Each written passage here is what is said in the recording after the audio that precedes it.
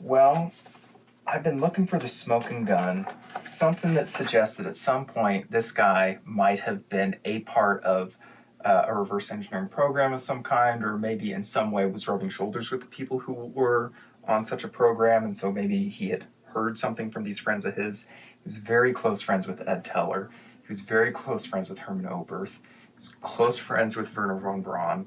Like, he was right in the midst of all these other Project Paperclip guys who were in the program, right? So I just keep looking for that shining golden nugget that says, oh yeah, during this time I worked on this super top secret project. Doesn't even have to tell me what the project was, just at this time, this project, and then I can correlate that to who else was working on it and extrapolate from there.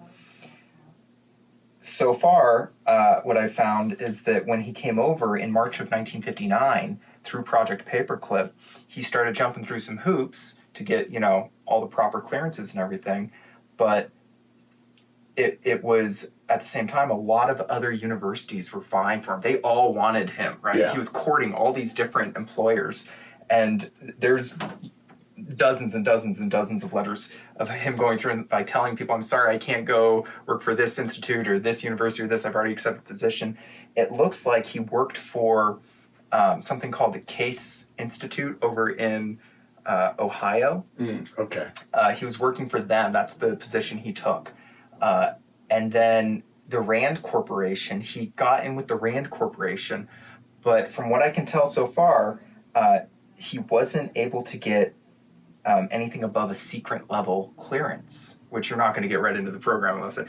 But then again, he was working on nuclear stuff, and a lot of the nuclear stuff he had was at like Q level clearance stuff. Yeah. So I think he got it at some point, but I've yet to find when he went from the secret clearance in 1960 to the super top secret clearances where he might have been eligible for it. So I'm, in a weird way, I'm almost going kind of a different direction about this. The potential UFO connection, or I would say the likely UFO connection, is really interesting. I mean, he was on the board, as you said, he was on the board of QFOS. The Center for UFO Studies. He has stacks and stacks of UFO books. He has copies of, I think, the Truman Memo, right, from 1947. So he has a lot of that classic stuff, So he was very, very much into UFOs. That was a part of his life. That was an interest area for him. So this was someone who had knowledge in that area. He had interest in that area. He also had a lot of crossover interest. And this is something that I think needs more recognition. UFOs connect to SETI. They connect to propulsion systems. They connect to larger ideas about extraterrestrial life. He has documents about those. And it seems like that's something that's being overlooked in the 21st century. Mm-hmm. Yeah, going back in time and seeing how that stigma has evolved over time, and how back in this time it would have been total suicide. None of these universities would have been vying for his time in 1959 if he'd expressed this interest. But I think he'd had this interest since like the mid 40s later 40s, when at age 10 he kind of fell in love with this whole idea of rocketry and going to the moon. And, like, he was already space minded from a very young age. And so going from that into rockets and nuclear stuff and any other form of propulsion, he always had this angle towards space propulsion, and all of his plasma fusion work, he always is trying to focus it towards how can we move through space better. And I think it was a natural progression for him to fall in with Hynek and Vallée over at QFOS, because these guys at least had some additional information about UFOs that might help him come up with an idea for propulsion that was really his main jam. So the part that tugs my heartstrings, and I think that's something that needs real acknowledgement here, and I think it needs some kind of action too, because otherwise our nation and maybe Western science is going to be jeopardized in some ways. He was part of a military-industrial establishment that was created after World War II those people aged themselves out. Most of the people, most of his colleagues now, most of the people that are mentioned in his letters and memoirs and all of that, they're gone. They passed away. And I'm sure many of them have archives of paper and writing works, just like he did, that probably need someone to come in and take care of it, right? And handle it for posterity. I mean, again, these were the most brilliant minds of the 20th century. There is this treasure trove of knowledge, thought, insight, and analysis that's probably been completely overlooked. But then I think the larger aspect of that too is I've read articles talking about Los Alamos and Sandia not being able to hire the kind of physicists that they once had. And that cultural knowledge of America's nuclear establishment is being lost. Mm-hmm. And again, these guys were not just, let's build the bomb. They were about nuclear engineering. They were about emerging space flight. They had ideas that crossed so many different genres. And they had a really vibrant community and culture within themselves. And one of the things that kind of scares me, and it also tugs at my heartstrings, is I feel like we're losing that. You know? We are. The fear that everyone had because they were trained from early childhood to duck and cover drills, right? Because you could get nuked at any moment, right? Nuclear stuff was in the mind of everybody. Plus, in the 50s and 60s, it was the atomic era, right? It was this idea that the world was going to be revolutionized by all this atomic energy and atomic power. And that never quite happened because we couldn't get over the fact that these things are going to be used to end the world, basically.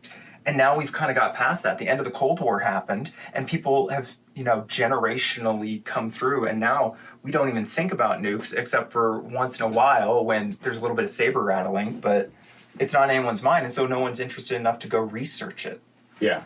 Well, and that's a good point. I mean, so the 1950s, my mother did duck and cover drills, right? And when you look back, you look at stuff like Dr. Strangelove and things like that. It was a very, very different world at that time. Absolutely. So, one of the things that strikes me is how small this intellectual culture actually is.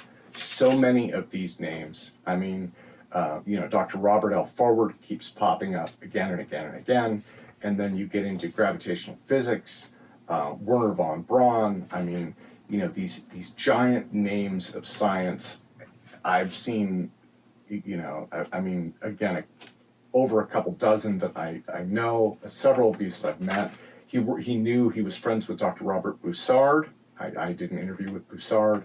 So, this was an establishment. This was a community. And it was a culture. And one of my takeaways from this is I think that we need to do a better job as the next generation of trying to preserve this, just for history's sake. For no other reason, yeah. This is an era of history that everybody was keeping secrets all the time about everything. Yeah. And this opportunity that we're getting to have right now to go through and even though they're not necessarily secret stuff, right? This is just letters between him and Teller saying, hey, I had a really good conversation with you. But that's the kind of stuff that, unless you take a scan of it, unless you copy it down, that kind of stuff never sees the light of day. You never get to truly understand the depth of relationships that all these high, heavy hitter people had with each other. And when you start building this model of this culture and this community that existed at the time and seeing just how tight-knit they were and how close they all were and the stuff that they were working on at the time that is still classified to this day, it's a trip. It's a total trip to see something 80 years later. Well, it adds a lot of nuance to this idea of conspiracies and secret and all of that, right? Mm-hmm. Because the vision that people have of that is shaped by the media, and the media is incredibly one-dimensional because they're trying to make it fit into, a 3-act movie, right? No nuance allowed. Yeah, and the reality of it is far more complex, right? Is, again, looking at some of the declassified stuff that he had, right? These things were super secret and they were declassified. They're not interesting to anybody, you know? I mean, how to ignite a nuclear weapon using a, you know, super intense, I mean, if you're, you know, if you have billions of dollars, then there might be interest there, right? Now, should that have been classified? Well, maybe. You don't want the Soviets to have it, but then in the larger scheme of things, you know, it's like, okay, there's not really any value here to the rest of the world, you know? It's boring, right? So that's part of it, you know? I mean, not everything that's secret is interesting. A lot of the stuff that's just, you know, it's just sensitive, right? And Yep. so... And some of Dr. Winterberg's stuff, like, he was so frustrated with the secrecy.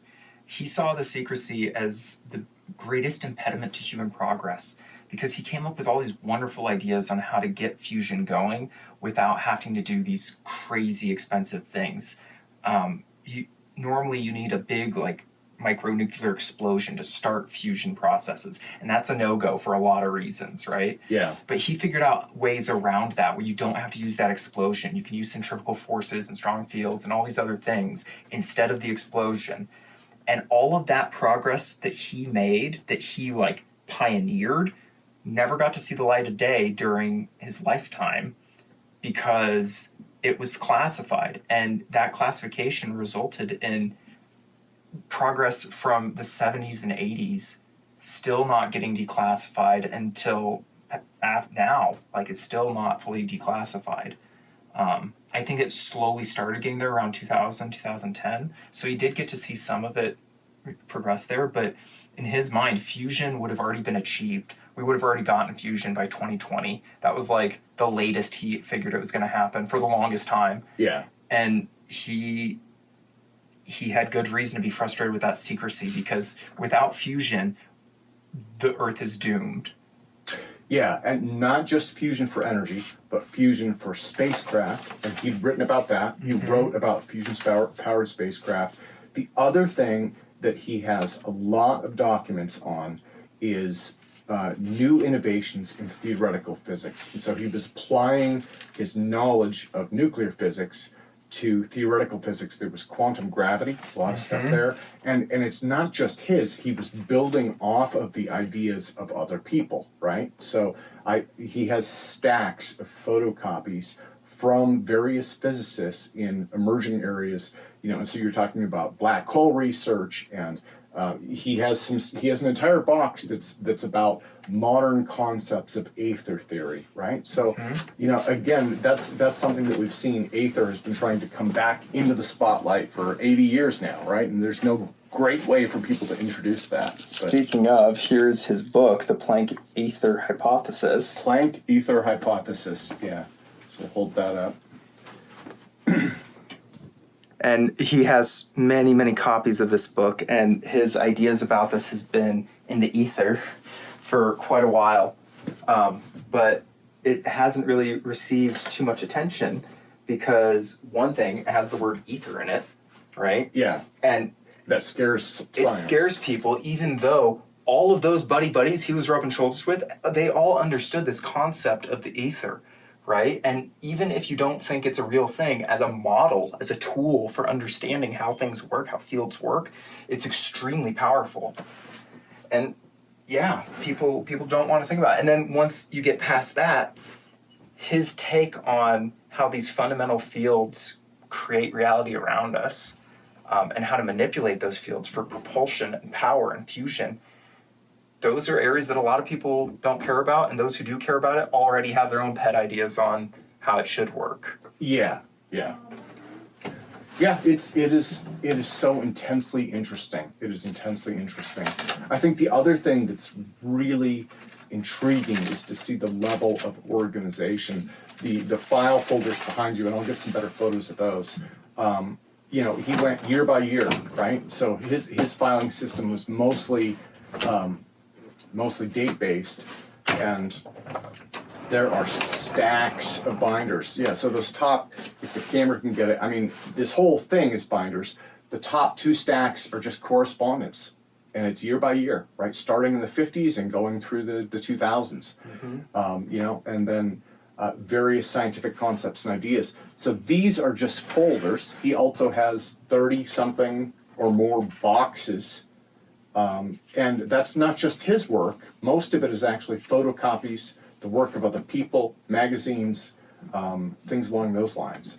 And again, Friedwardt Winterberg was just one physicist, and there are hundreds, maybe thousands more out there, and they are leaving us. And each one probably has files to some degree like this, because they came up in an era where there was no internet, so they stored their research papers. In boxes and boxes and boxes. We got like 50 or 60 of these big office box-sized boxes full of papers. Nothing but papers. Yeah. So then the question that I have, and this is a genuine question, and this goes beyond looking for UFOs or novel ideas or something like that.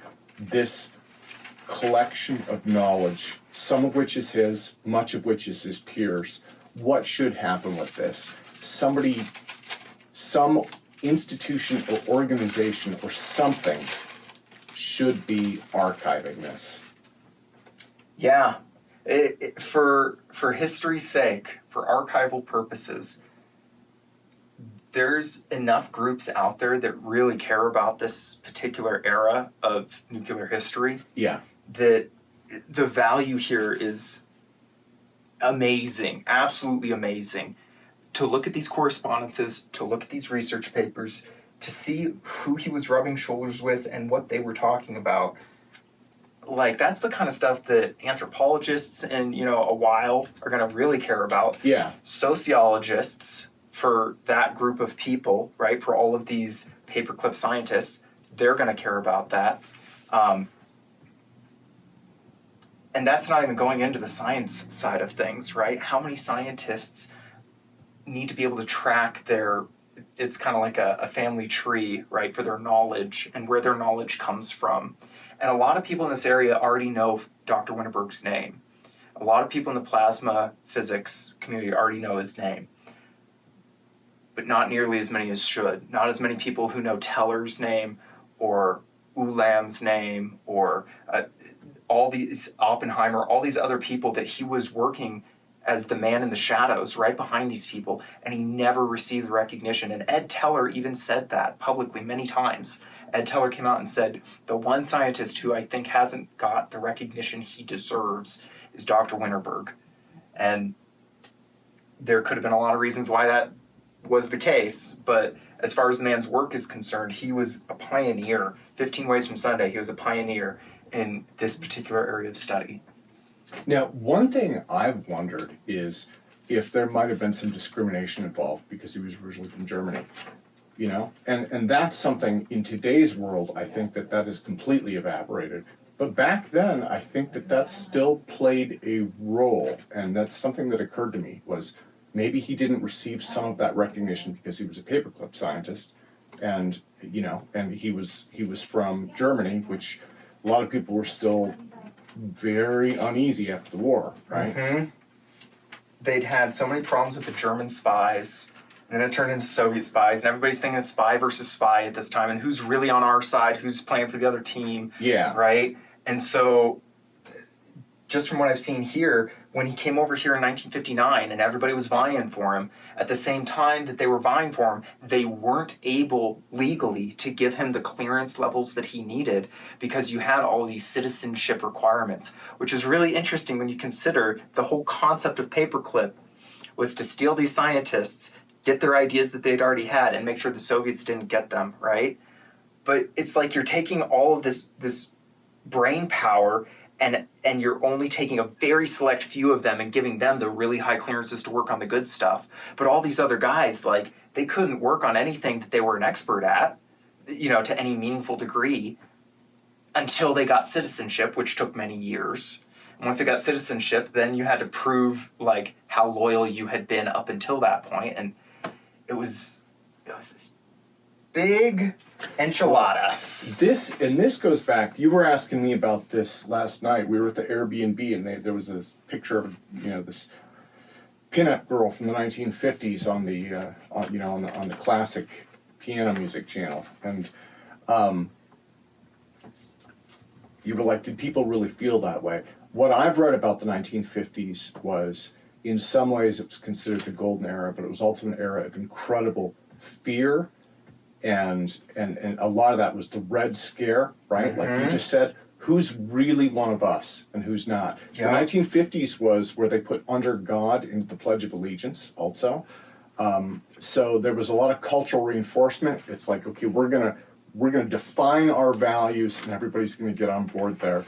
One of the other things that I've heard is that during the process of importing the Nazi research establishment into our own DoD, we ended up turning into kind of a similar version of that, that we brought in a lot of that overt secrecy and lies and deceit and things like that. And that's not, I don't think that's the fault of the scientists. I think that it's just, it seems like there were I think there was a lot of paranoia and fear, and and some of that was justified, and it just kept fueling this culture of secrecy and lies. Yeah, it was the best of times and the worst of times, right? It was the time when you had all of this hope combined with all of this fear, and it was this tension that was always palpable, right?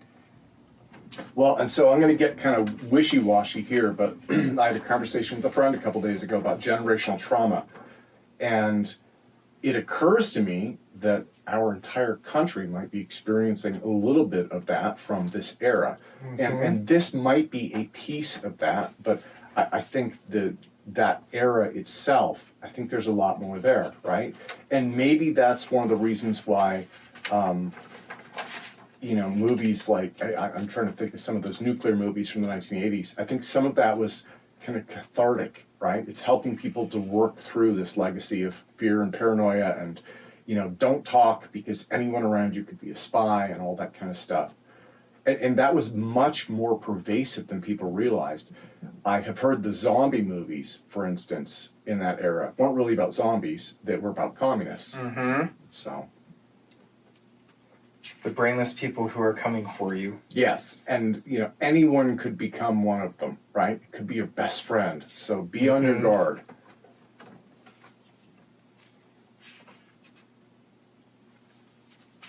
I hope that we can eventually move past that, but in this current time, we've seen China and Russia continue to exist as both a real threat and as well as a perceived threat, right? And those aren't necessarily mutually exclusive or the same thing, right? Some of that leftover generational trauma of the Red Scare from those two communist countries is still being used today in propaganda, while at the same time those two countries are doing active things to try to harm the country, right? But when you try to say all good, all bad about any group of people, you're leaving out all that nuance, right? Yeah. Well, and then it's worth considering that they have generational trauma also. I mean, Stalin and Mao didn't exactly, Yeah, they have stuff they're working through. So again, at the risk of sounding incredibly wishy-washy, the better part of civilization at this point, we just need to sit the entire planet down for therapy, because I think, one of the things that I see is our interactions with China and Russia and the rhetoric that's used and things like that. It echoes that, and sometimes it makes sense, and other times it almost feels contrived, and it's like we're overly paranoid because we're used to being overly paranoid, and they do the same thing, right? And and they say that time heals all wounds, and it seems like it is healing that, but then at the same time, there's a part of me that wonders, can we do this better? I just found a page where it's Dr. Winterberg saying like a 2-page biography on his life, and I think this was up until the mid-60s. And so this is kind of what I've been looking for, is like that timeline on where was he, who was he working for, at what time. And so for here, it's saying that from 55 to 59, he was a leader at a research reactor in Hamburg, Germany. Mm.